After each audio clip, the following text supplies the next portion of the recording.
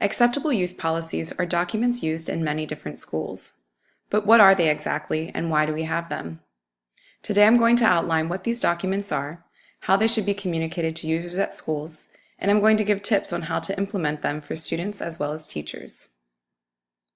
An acceptable use policy is an important document that outlines and describes the ways in which users of a school or business can use the technology and databases provided by the organization.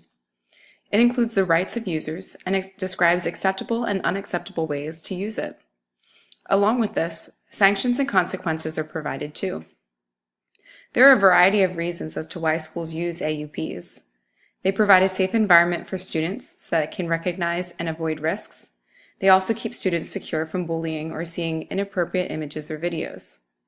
Finally, it keeps the organization safe from legal action, as an AUP outlines all of the ways a user can utilize its technologies.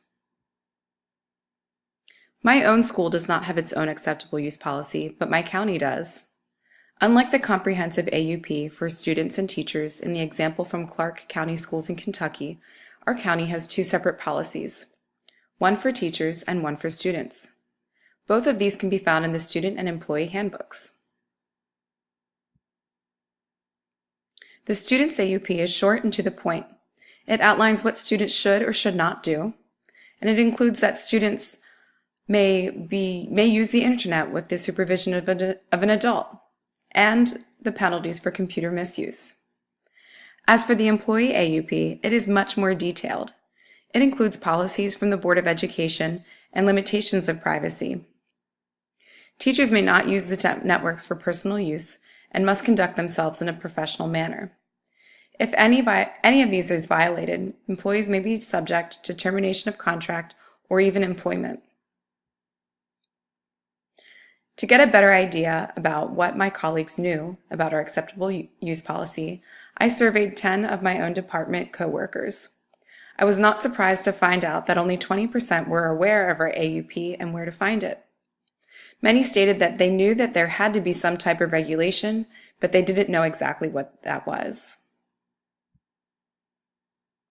At AACPS, the student AUP is in the student handbook. In the school that I teach, we send the student handbooks home for students and parents to sign. However, it's something that we as teachers should do a follow-up with the students for, and this is something I will communicate later on. As for employees, I know that nothing is being done to communicate the AUP. In order for its employees to be aware of its technology policies, AACPS or individual schools should provide a short training for teachers. This is something that could be implemented at one of the meetings at the start of the year. It could be quick and easy so that teachers can be more aware of the expectations for them.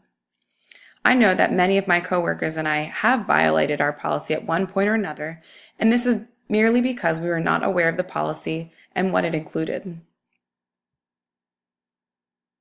Once the acceptable use policy is communicated to the school community, it's important to follow up on it, as stated before.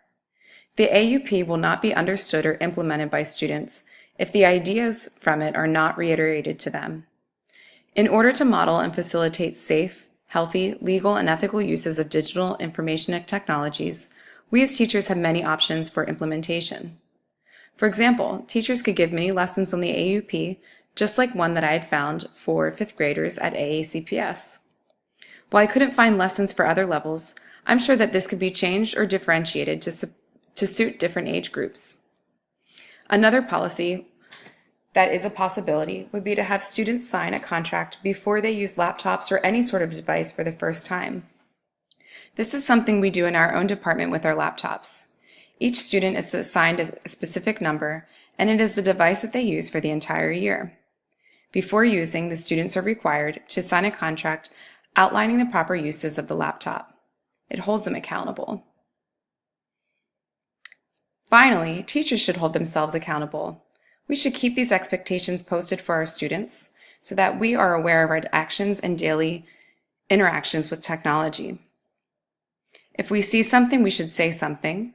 That is, if a coworker does something inappropriate, we should let them know. They might not be aware of the policy.